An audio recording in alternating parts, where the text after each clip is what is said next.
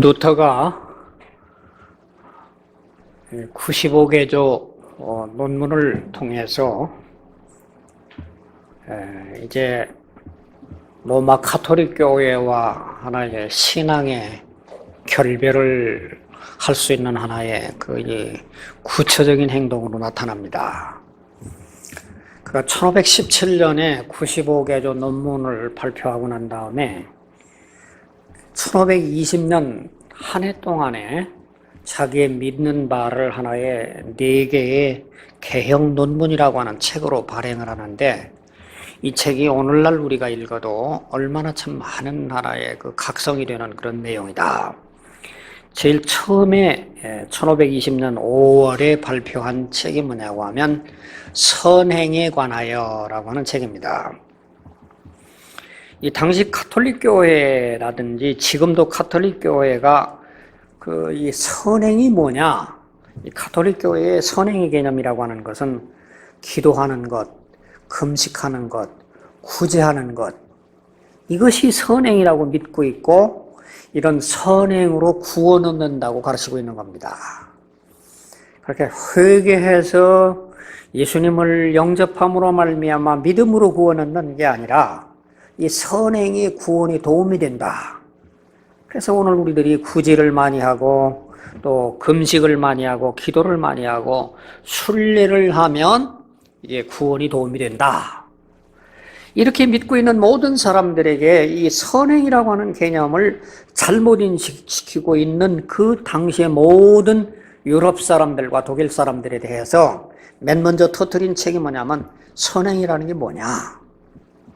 선행이라고 하는 거는 예를 들어서 이 가톨릭 교회가 금식이라고 하는 것이 정말 그게 선행이냐, 기도라고 하는 것이 정말 선행이냐, 구제라고 하는 것이 선행이냐. 오늘 구제라고 하는 것이 기독교만이 하는 그런 하나의 행위가 아니지 않느냐. 구제라고 하는 것은 이슬람교에도 구제를 하는 게 있고, 불교에서도 보시라고 해서 구제를 하고 있고, 기도라고 하는 것은 불교에도 기도를 하고 이슬람교에도 기도를 하고, 세상의 모든 금식이라고 하는 것은 이 세상의 모든 종교가 다 하는 것인데, 그것이 어떻게 선행이 될 수가 있단 말이냐. 루터는 이제 이 선행에 관해서 여기서 문제를 제기하고, 그러면 선행에 성경에서 말하는 선행이라고 하는 게 뭐냐? 루터는 그렇게 얘기합니다. 성경에서 말하는 선행이라고 하는 것은 믿음에 의해서 비롯된 모든 행위가 선행이다. 이 세상의 타 종교들도 믿음이 없이도 그들이 어떤 종교심으로 의해서 구제도 할 수 있고 금식도 할 수 있고 기도도 할 수 있지만, 그게 예수 그리스도가 그 속에 들어가 있지 않는 상태에서 그런 일반적인 모든 행위라고 하는 것이 그게 선행이 아니다. 선행이라고 하는 것은 내 속에 예수 그리스도가 들어오고 난 다음에 믿음에 의해서 비롯되는 모든 행동은 다 선행인데, 그 믿음이 크냐 작냐에 따라서 그 행위가 클 수도 있고 작을 수도 있지만, 그러나 믿음에서 한 행위는 하나님 보시기에 다 똑같은 거다. 그러기 까닭에 선행이라고 하는 이 잘못된 개념에서 우리는 벗어나야 된다라고 하는 것을 하나의 이 선행에 관하여라고 하는 책으로서 이제 발표를 하면서, 자기가 정말 예수 그리스도를 영접하고 난 다음에 자기가 믿음으로 거듭나고 난 다음에 나에게 어떤 것이 왔느냐고 하면 제일 첫째로 평안이 왔다.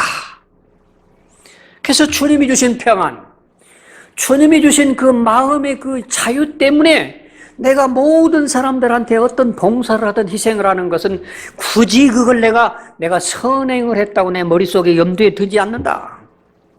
내 마음에 평안이 있고 내 마음에 자유가 있고 내 마음에 기쁨이 있게 까닭에 해지는 모든 믿음의 행위, 그것이 하나님이 기뻐하는 선행이지, 내가 선행해야 구원받는다고 하는 도덕적인 어떤 율법적인 어떤 얽매여 있는 선행이라고 하는 것은 그건 종교가 하는 일이다.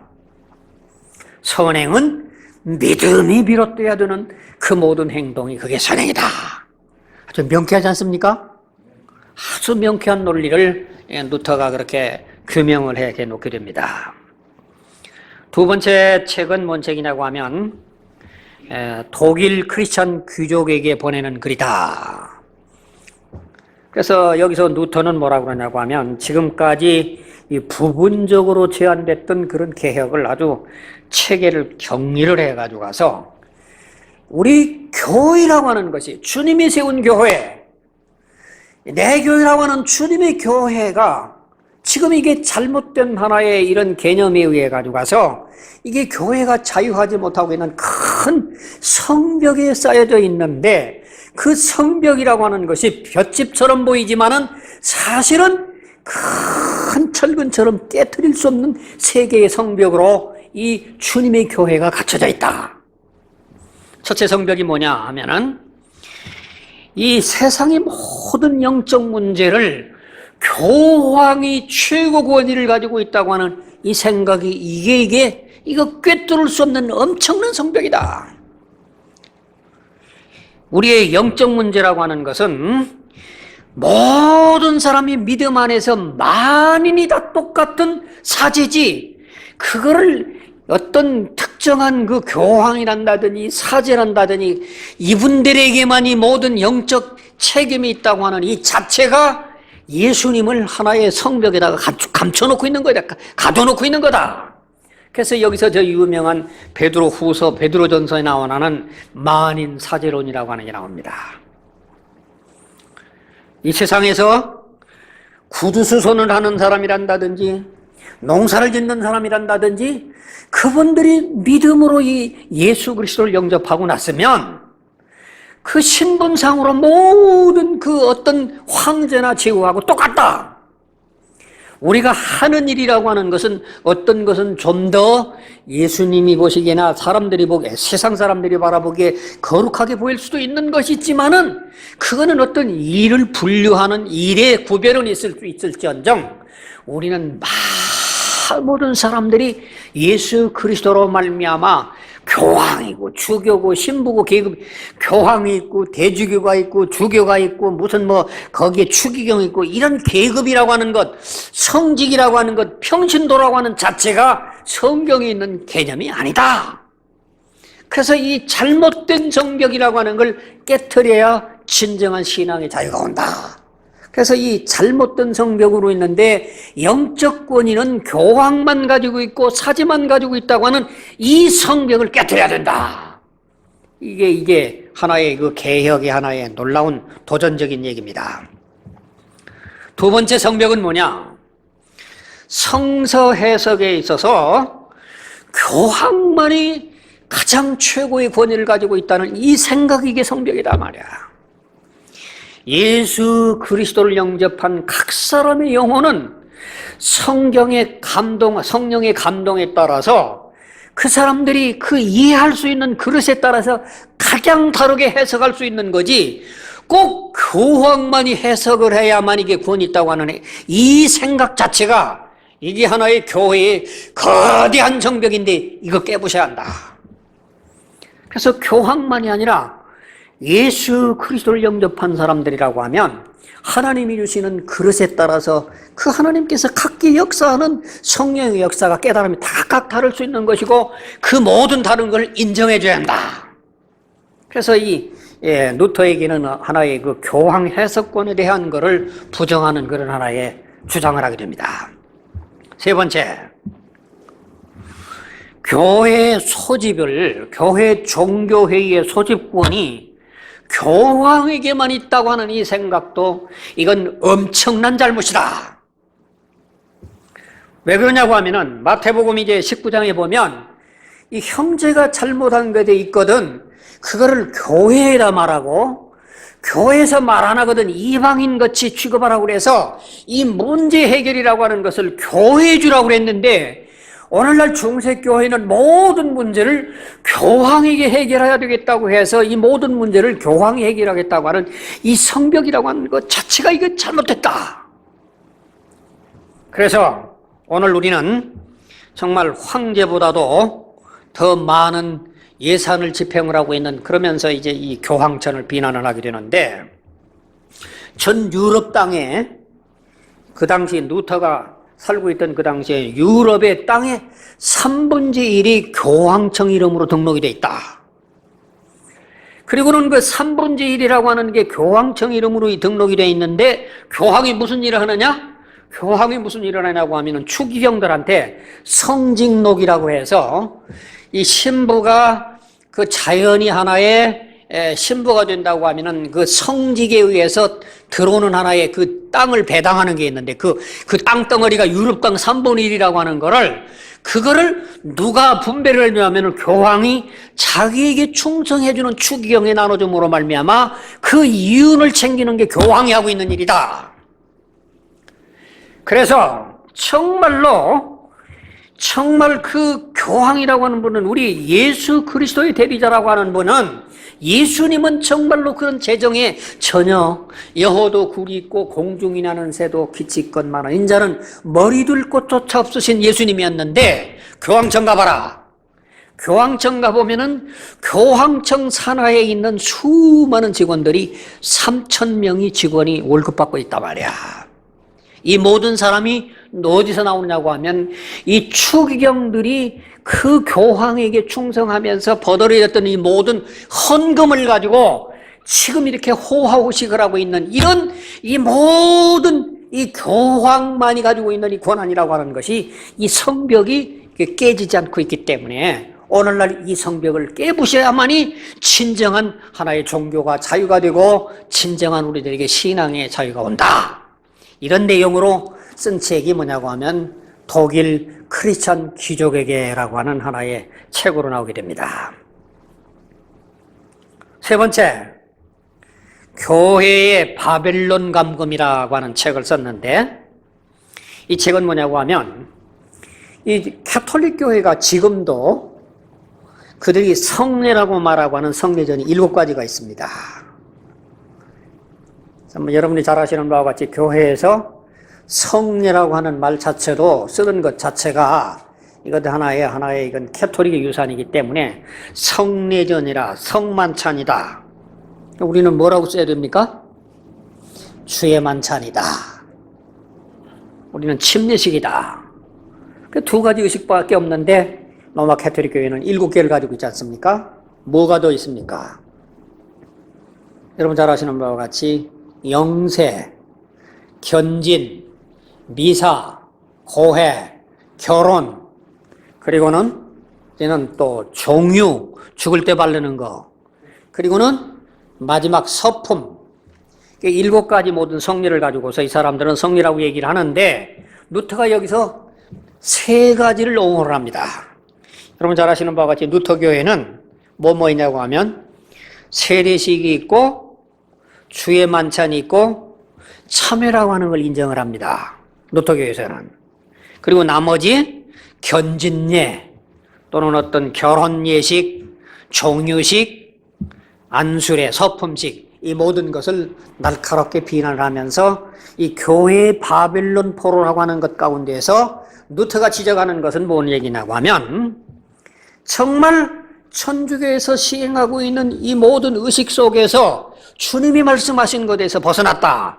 그 대표적인 예로 뭐라고 얘기하냐면 예수님께서 마태복음 26장에 제자들에게 최후의 만찬을 시행하실 때 예수님은 떡과 잔을 함께 나눠줬고 고린도전서 11장에 보면 바울 사도들도 반드시 떡과 포도주를 줬는데 지금 캐톨릭 교회에서는 뭐를 주고 있느냐고 하면 그들에게는 떡만 주고 잔을 안 주고 있는 것이 이것이 천주교가 하나의 큰 장벽을 가지고 있는 거다. 근데 이걸 역사적으로 검토를 해본다고 하면 이건 언제냐면은 1414년에 플로렌스라고 하는 종교회의에서 우리 성직자들이라고 하는 사람은 영원히 존경받으려고 한다고 하면 나와 평신도와의 구별이 되기 위해서 성직자들에게는 떡도 먹고 잔도 먹지만 평신도들에게는 의무적으로 잔을 안 주게 되어 있는 것이 하나의 종교회의에서 결정된 것을 루터가 지적을 합니다.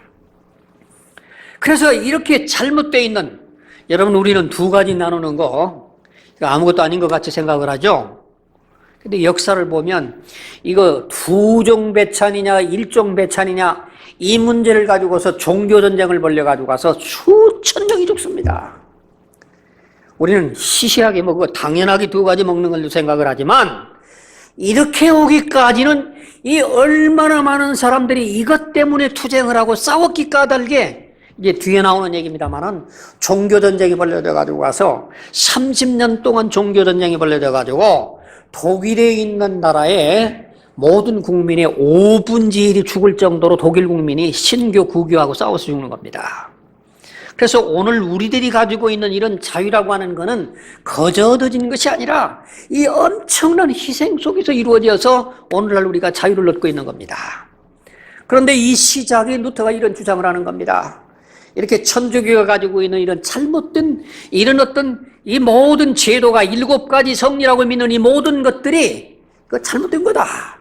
그래서 우리가 정말로 주님이 원하시는 것을 가지려고 하면 2가지 내지 3가지만을 우리들이 시행해야 된다라고 하는 책이 이제 이 소위 말하는 교회의 바벨론 감금이라고 하는 책입니다. 그리고 또 한 가지 이분이 지적을 한 것이 미사가 뭐냐?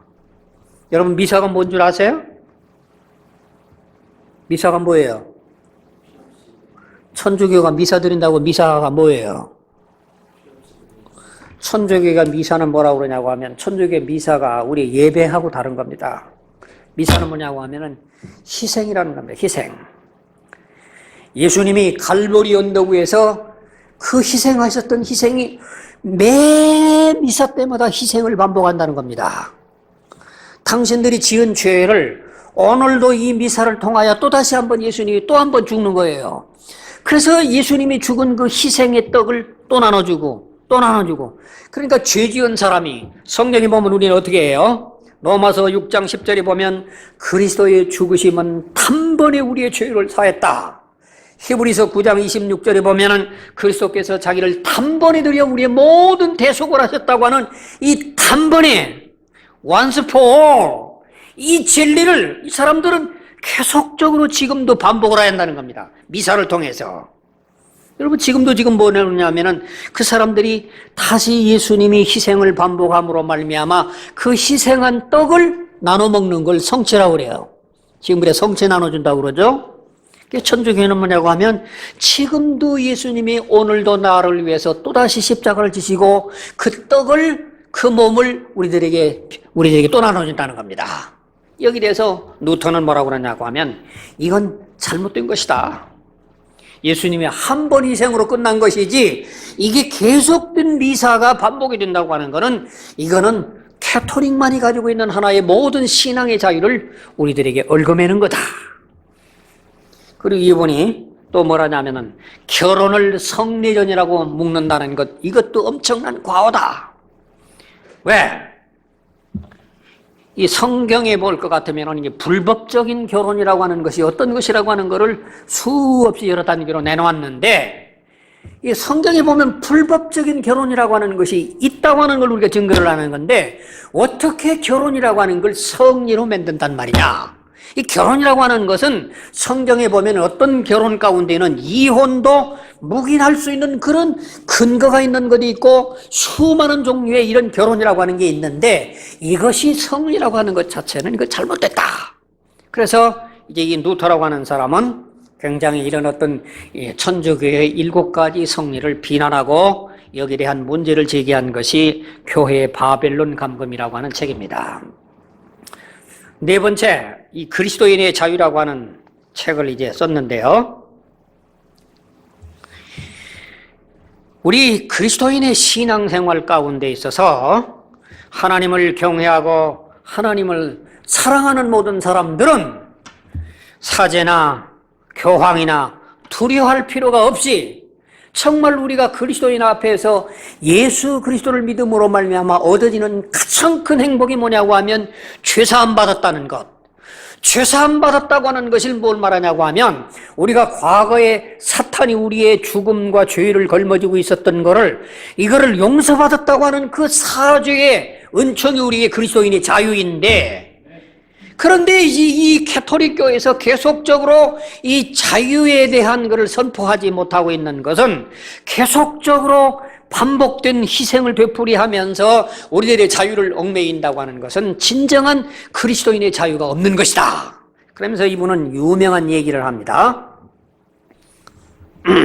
이분이 얘기를 뭐라는 얘기냐고 하면 그리스도인은 신앙 안에 있어서는 절대로 자유하다. 신앙 안에서는 절대로 자유하다. 그러나 사랑 안에 있어서는 모든 일을 봉사해야 하는 종이 돼야 된다. 멋있는 말이죠? 예. 우리가 신앙 안에서는 모든 사람 앞에서 절대적으로 자유하지만 사랑 안에서는 모든 사람들을 섬기는 종이 돼야 되고 우리는 그들에게 미니스트리를 해야 되고 그들에게 우리는 청지기 노릇을 하는 정말로 내가 구원받은 그 감동에 있어서 자발적인 우리의 모든 종된 삶을 살아가는 것이 사랑의 행위다. 그리스도인의 진정한 자유는 뭐냐고 하면은 신앙에 의해서 자유를 누렸지만 사랑 안에서 모든 사람에게 섬기는 형태로 나가는 것이 그리스도인의 진정한 자유다. 아주 멋있는 그런 하나의 말을 하면서 그리스도인은 두 가지 성질을 가지고 있다. 영적인 것과 육적인 것, 내적인 것과 외적인 것이 있는데 외적 사람은 내적 사람을 지배할 수가 없다. 하지만 내적 사람을 다스릴 수가 있는데 내적 사람은 하나님께 말씀으로 세상을 다스릴 수 있는 자유가 있는 것이 구원받은 자의 하나의 특징이다. 여러분 지금 이 말을 우리가 들어도 얼마나 멋있는 말인데 이게 500년 전에 루터가 한 아주 이 갈라디아서에 그 5장에 있는 말씀 가지고 그리스도인의 자유를 갈파를 한 책은 아주 수많은 사람들에게 아주 명확한 그런 하나의 해석을 내려서 수많은 사람들에게 우리가 참 상상할 수 없는 하나의 그런 복음적인 것을 개혁책을 만들어내 가지고 그래서 이 책들이 엄청나게 수많은 사람들의 인기를 받아가지고 유럽 전체를 풍미하고 돌아가는 겁니다. 이게 독일뿐만이 아니라 그래서 개혁이 점점 굳어져 가게 되는 모습이 하나의 루터의 작품 속에 나타나고 있습니다. 그런데 루터가 이렇게 활동만 가만히 하도록 내둘까요? 아니었죠. 아까 말씀드린 대로 라이프치히에서 논쟁에서 엄청난 수모를 당했다고 생각하고 있는 닥터 에기, 그가 교황한테 찾아가가지고 가서 파문 교서를 만들어 와가지고 루터에게 보내게 됩니다.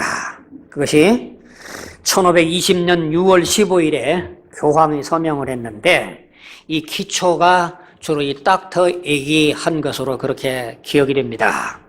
여기 닥터 에기 이제 루터에게 교황의 교서를 내렸던 내용을 한번 읽어볼 테니까 여러분 한번 들어보시기 바랍니다. 일어나소서 오 주여, 당신이여 소송사건을 제기하소서. 어리석은 자가 어떻게 주님을 날마다 힐문하는지 기억하소서. 주님, 당신이 내리자 베드로에게 주신 당신의 포도원을 여우들이 망치고 있습니다.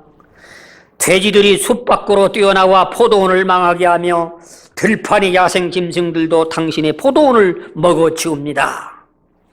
이렇게 시작이 돼가지고 이 여우 루터가 44가지의 이단적인 요소를 제거했다고 하는 걸 일일이 지적을 하고 그러고 뭐라고 그러냐면은 이제부터 루터의 모든 저작은 닥치는 대로 소각을 할 것이며 루터를 따르는 사람들은 이 교서가 내린 이래에 60일 이내에 다시 카톡으로 돌아와야 될 것이며 만일에 이것을 알고도 행하지 않는 사람은 각 시에 있는 시장이 작초를 해가지고 이단으로 취급해서 체포를 당해서 구금될 것이며 이들을 숨겨둔 모든 도시나 마을들은 파문에 처한다.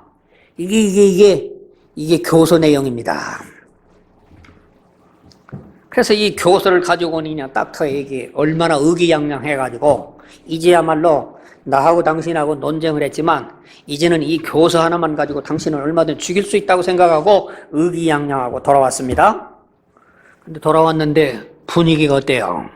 참, 이게 의외로 말이죠. 정말 이게 하나님의 일이었기 때문에 이 닥터에게 이걸 가지고 가서 가는 곳곳마다 이런 아주 푸대접을 받는데 뭐라고 그러냐고 하면 이건 독일의 하나의 내셔널리즘이 작동하는 겁니다. 도대체 당신은 우리나라에 있는 독일 국민이 저 이태리 사람에게, 스페인 사람에게 그 집밥편 받는 걸 당신은 좋아한단 말입니까? 이러다가 이거 어떤 사람은 라이프치히 대학에 가가지고 가서 그 사람이 있는 그 이 교황의 교서를 가지고 있다고 하는 소문을 들었는데 이 분노한 이 딱터액을 죽여라 소리를 지르고 하기 때문에 도망을 가다가 흙탕물로 그냥 어떻게 죽을 똥살똥 모르게 도망을 가가지고 간신히 살아나면서 간국곳마다 이 푸대접을 받는 겁니다. 이 푸대접을 받는 이 모든 소문이 자자하게 날 때에 루터가 이 모든 교서를 받고 난 뒤 한 몇 달이 지나고 난 다음에 드디어 교서 화형식을 허행을 하게 됩니다. 교서 화형식을. 그래서 1520년 12월 10일 이른 아침 자기가 95개조 논지를 썼던 그 앞마당 앞에 가지고 가서 공고를 하는 겁니다. 이 교황의 교서 화형식을 하니까 누구든지 관심 있는 사람들은 참여를 하라. 그러니까 루터가 자기 빗댄 대학에 있는 학생들이 자기 학생들 가운데 있는 한 400명이 참석을 하고 또 루터의 제자이자 가장 동역자였던 멜랑톤이 그 모든 학생들이 600명이 동원을 하고 천지들이 동원하고 1,몇백 명이 화형식에 참여를 하는데 거대한 하나의 교서 화형식이 한번 시작이 되는 겁니다. 이때에 그 모든 불을 장작더미다 지르고 난 다음에 루터가 이렇게 얘기합니다. 너 주의 거룩한 사람을 괴롭히는 자여, 영원한 불이 너를 소멸할지리라. 내가 하나님의 진리를 파괴하였으니 하나님께서 오늘 이 화염 속에서 너를 멸하시기를 원하노라 하면서 교황인 교서를 갖다가 불이 태웠습니다. 그러니까 학생들이 그 교서뿐만 아니라 이 교황의 칙서, 천주교에 관계된 건 너도 타라, 너 타라 해가지고 장작더미 위에서 막 불이 타는 겁니다. 여러분, 이 소문이 어디로 들어갔습니까? 교황 쪽으로 갔을 거 아닙니까? 이거 도대체 이게 상상도 못할 일입니다. 과거에 교황의 교서가 어떻게 찢어지는 일들은 있었어요. 그 누가 있냐고 하면 군주들, 독일의 군주나 불란서 군주가 교황이 파문한다고 하면 뭐 이따 거다고. 그러지만은 이런 일개 교황 밑에 있는 사제가 공개적으로 수천 명 있는 앞에서 이런 교서를 가지고 교황이 서명되어 있는 것을 화형식을 한다고 하는 건 상상도 못할 일이 벌어지는 겁니다, 이게. 그렇기 때문에 이 모든 교황은 그냥 안절부절을 못하는 겁니다. 안절부절을 못하는 겁니다. 그런데 저를 어떻게 붙잡아가지고 가서 죽였으면 좋겠는데 죽일 방법이 없는 거예요, 이게. 어떤 추기행을 보내도 못 잡아오죠. 어떤 방법이 있어야죠, 머리가. 그래서 정말로 엄청나게 이제 그 분노한 교황청이는 드디어 마지막으로 뭐를 합니까? 파문장을 내는 게 있죠. 교서가 아니라. 이 교황이 맨 마지막으로 할 수 있는 것이 파문장 아닙니까? 파문장이라고 하는 건 뭐냐고 하면 중세교회에 있어서 이 사람은 하나의 모든 법적으로 하나의 교회법뿐만 아니라 국가법으로도 모든 보호의 법에서 완전히 열애가 된다. 그렇기 때문에 누가 죽여도 무죄다. 그렇기 때문에 이 사람은 사람이 아니다. 그게 파문인 겁니다. 그런 파문을 발행을 하게 됩니다. 그런데 이때 이 파문장을 받고 났을 때 가장 루터의 마음을 슬프게 한 것은 자기는 파문에 대한 것은 별로 그렇게 두려워하지 않았는데 그 파문을 받았을 때 자기를 가장 젊었을 때부터 키워줬던 그 어거스틴파 수도원에 있는 수도원 원장이 그 이름이 스타우피디라고 하는 박사였는데 그 스타우피디 박사가 그리고는 루터를 보내고 난 다음에 이제는 파문장을 받았다고 하는 그 소문을 듣고 난 다음에 루터를 불러요. 불러가지고 가서 나는 이제는 이 수도원에서 원장이라고 하는 것을 더 이상 감행할 수 없다. 나는 조용히 저 짤즈부르크라고 하는 도시에 가서 내가 이제는 마지막 여생을 보내면서 내가 형제를 위해서 당신을 위해서 기도하겠다.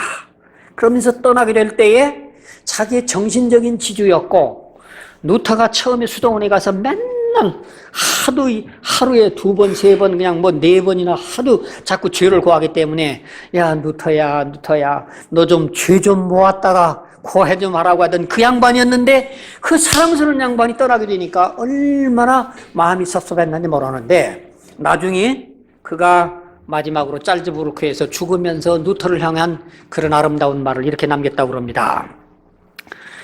내가 사랑하는 누터에게는 어떤 남자가 여자를 사랑하는 것보다도 더 지극한 사랑을 했다.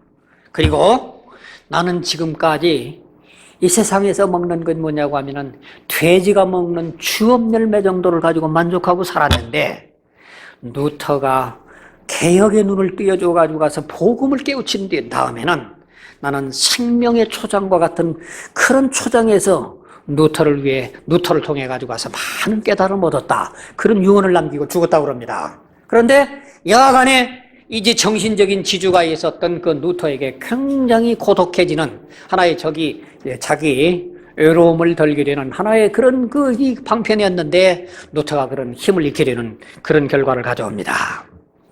그 다음에는 이제는 1520년에 이런 사학의 논문과 이런 파문의 선고를 받으니까 파문을 했는데 이게 파문이 집행이 돼야 되는 게 아닙니까? 파문을 했으니까 이제는 죄인이니까. 그래서 교황은 어떤 압력을 넣냐고 하면은 독일 황제한테 이 누터를 붙잡으려고 해도 안 들어오고 누가 아무도 못하니까 당신이 나라가 황제니까 누터를 불러가지고 와서 그걸 당신이 나라에 법적으로 처형을 해라. 그래서 저 유명한 1521년에 보름스 의회라고 여러분들 유명하게 들어보셨죠? 우리나라 말로는 이제는 영어로 얘기하면은 웜스성이라고 하는 발음이 되지만은 이게 독일 발음은 W가 이제 V자 발음이 되는가 보름스에서 그래서 의회가 소집이 되어 가지고 의회에 누터를 출두를 해라 그런 하나의 지시가 떨어지게 됩니다.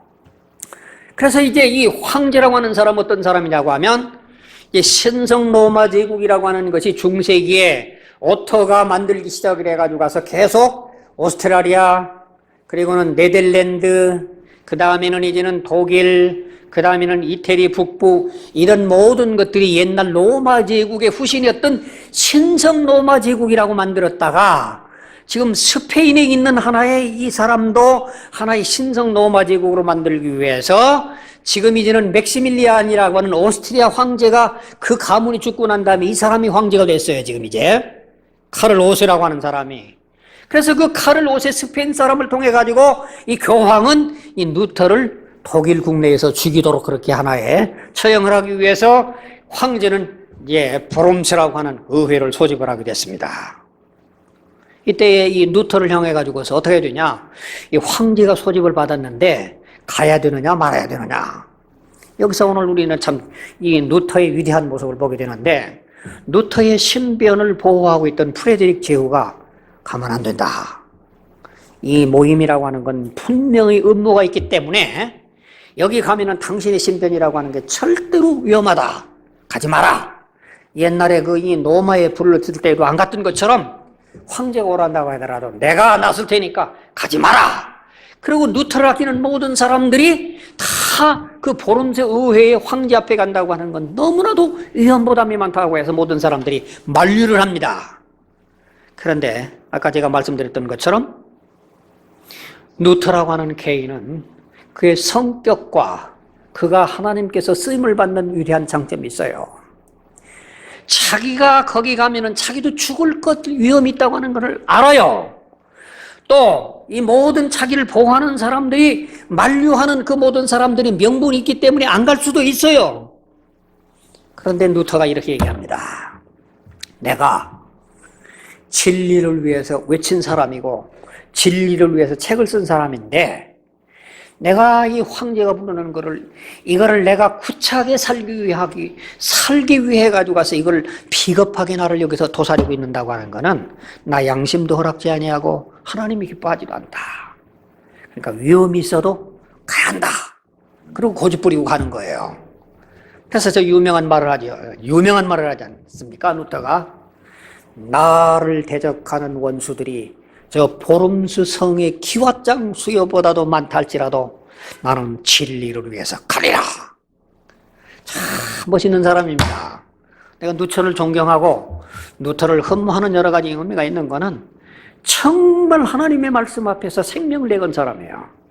그래서 그 어떤 위험이 있는데도 불구하고 위험을 무릅쓰고 가는데, 그때 가겠다고 그러니까, 굳이 가겠다고 고집을 피우니까 프레데릭이라고 하는 선제후가 좋다. 그러면은 황제가 왕보가 안전을 보장해달라. 그러니까 그것까지는 안 해줄 수가 없기 때문에 황제가 안전을 보장해주면서 마차를 2대를 보내요. 그래서 마차를 2대를 타고 가는데 모든 사람들이 이거 아니다 말이야. 이거 여기 가면은 이거 분명하게 이게 큰 위험이 도사리고 있는데 어떻게 루터만 보내느냐. 그래서 이제 이 비덴베르크에 있는 모든 사람들 가운데는 거기에 같은 동료 교수가 멜랑톤이라든지 요나스란다든지 학생들도 가는데, 학생들이 갈 때 그때 어떻게 갑니까?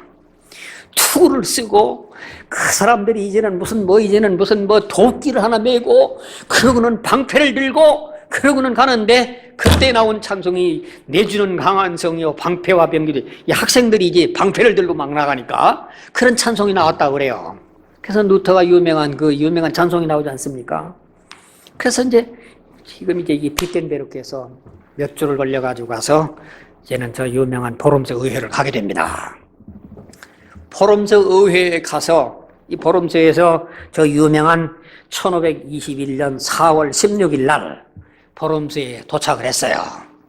16일 날 도착을 하고 난 다음에 그날은 이제는 모든 사람들이 루터가 여기 온다고 그러니까, 역사의 기록이, 제가 모든 기록을 보는 가운데 이 루터를 보기 위해서 운집한 숫자가 5,000명이 넘었다고 그럽니다. 이 상상을 해보시기 바랍니다.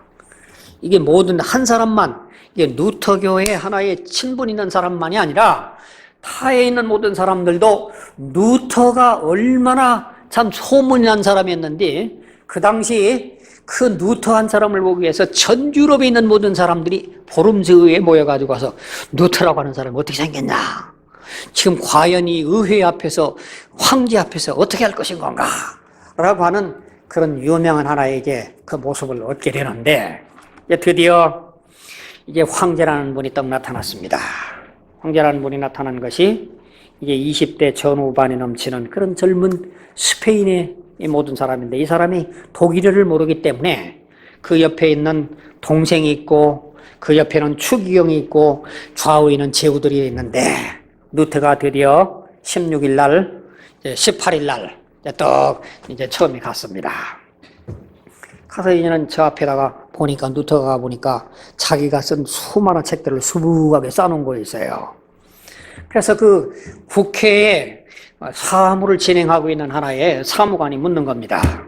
루터요, 당신이 저 쓴 책들이 당신이 쓴 책이 맞느냐? 묻는 거니까, 나는 여기 있는 것보다도 더 많은 책들을 썼다. 그러니까 뭐라고 얘기하느냐고 하면은, 사무관이 하는 말이, 그렇다면 이 책이 당신이 쓴 책이 맞다면 당신은 이 책에 있는 모든 내용을 수긍을 하느냐 부인을 하느냐? 이거 참 이상한 질문이죠. 책을 써놨는데도. 그러니까 루터가 가느다란 목소리로 그렇게 얘기를 하는 거예요. 여기 이 책의 내용이라고 하는 거를 수긍을 하든 부정을 하든 그런다고 하면은 이것이 나에게 적이든지 나의 편이든지 이게 너무 중대한 영적인 구원에 관한 내용을 내가 간단하게 대답할 수가 없으니까 나에게 생각할 시간을 주십시오.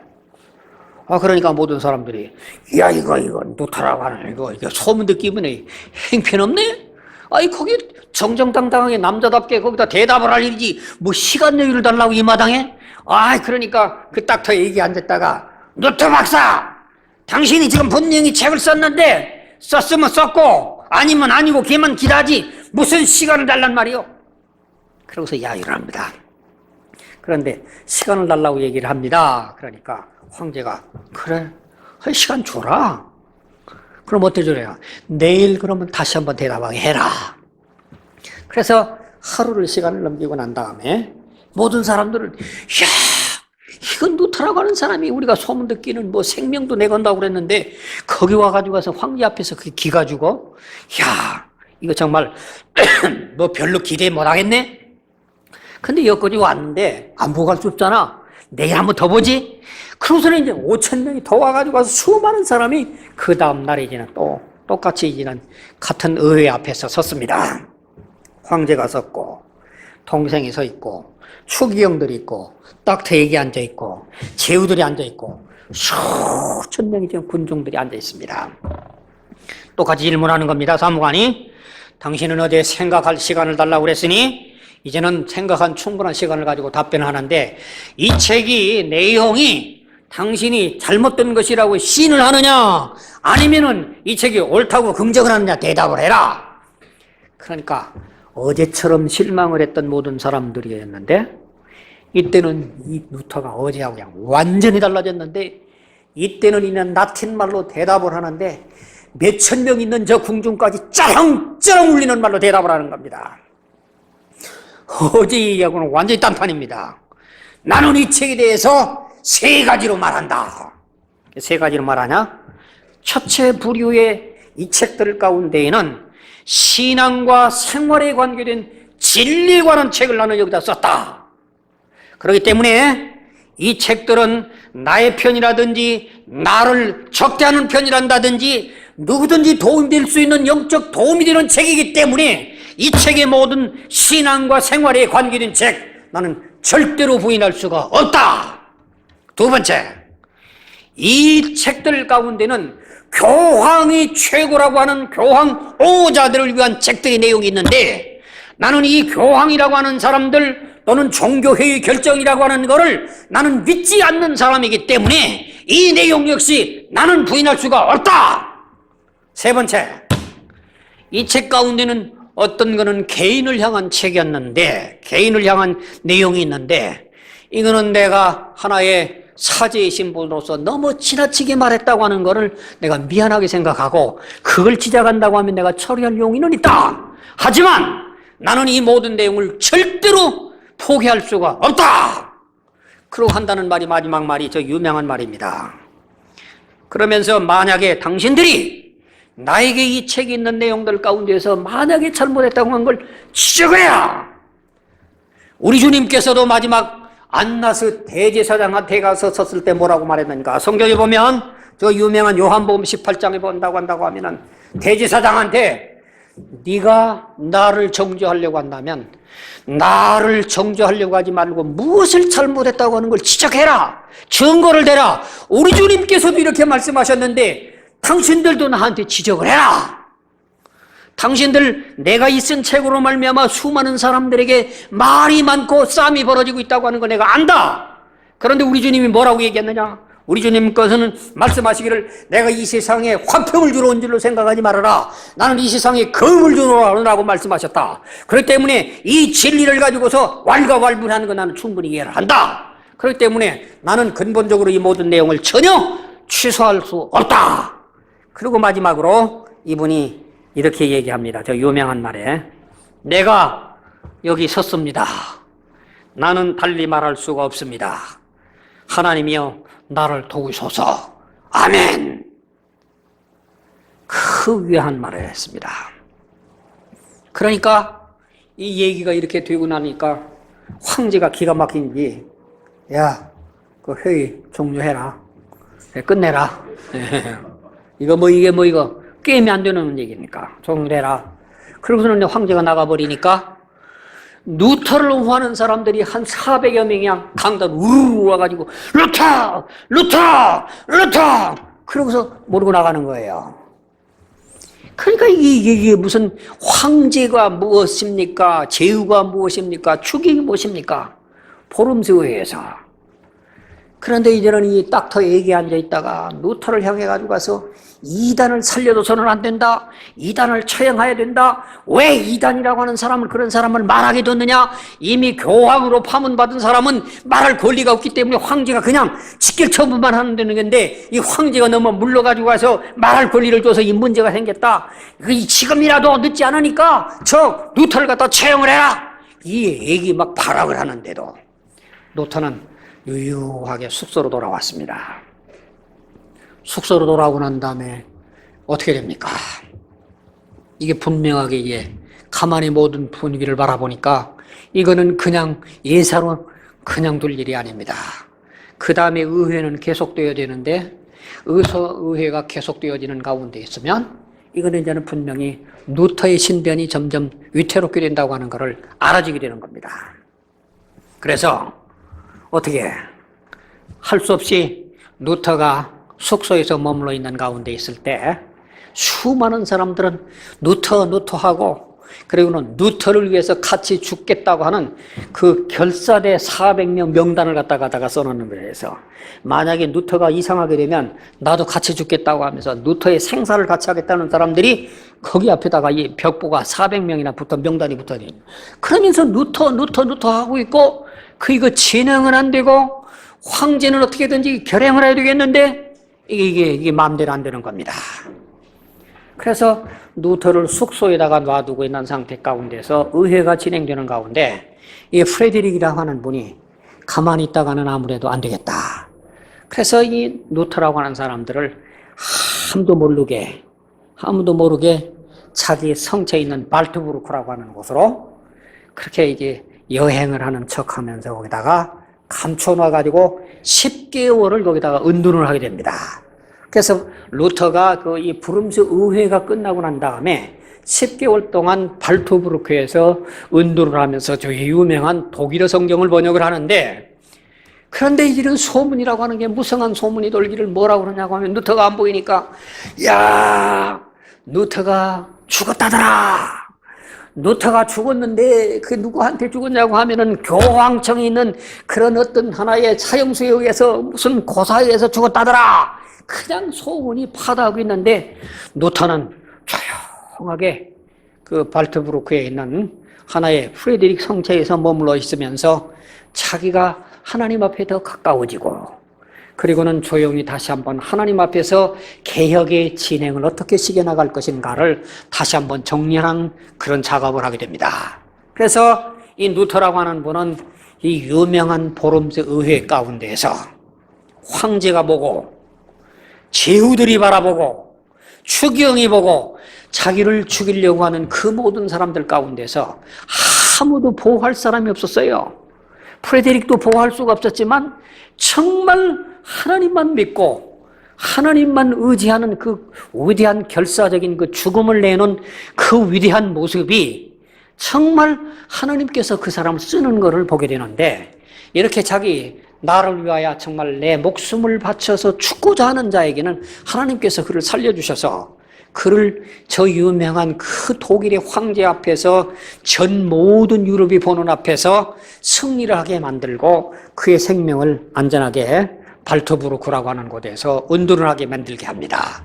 그래서 발트부르크에서는 여기서 이 사람이 루터라고 하는 신분이 밝혀낸다고 하면 루터가 거기에 어떤 성체에서 숨어 있다고 하는 걸 알게 된다고 하면 다른 사람들이 와서 죽이기 때문에 이 사람을 뭐라고 변명을 해야 돼.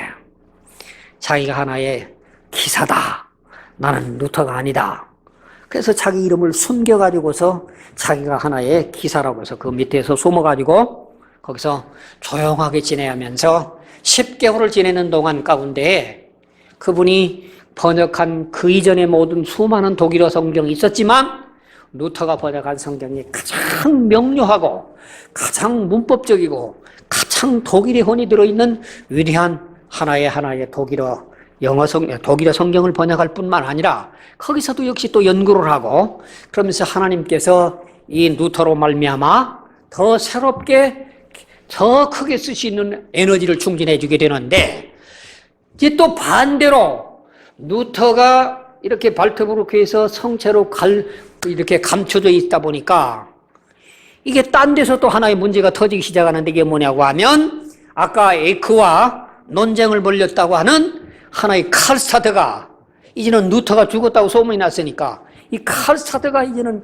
뒤흔들어 가면서 하나의 이제 모든 개혁을 하기 시작하는데 이게 개혁이 너무 급진적인 개혁을 해서 얼마나 많은 말썽을 야기를 시작하게 되는데 그로 인해 가지고 독일 사람들이 이건 개혁은 해도 너무해 그러는 때에 다시 루터가 나타나게 됩니다.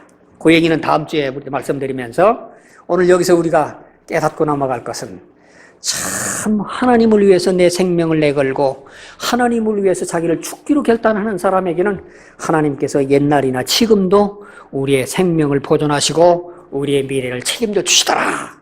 이 진리를 믿고 오늘도 여러분들이 삶 속에서라든지 신앙생활 가운데라든지 직장생활 가운데 정말 주님을 위해서 알게 모르게 희생하고 하나님 앞에 헌신할 때는 주님이 여러분 편에 두셔서 하나님께서 누구의 손길을 통해서라도 돕는 은혜가 있을 줄로 믿습니다.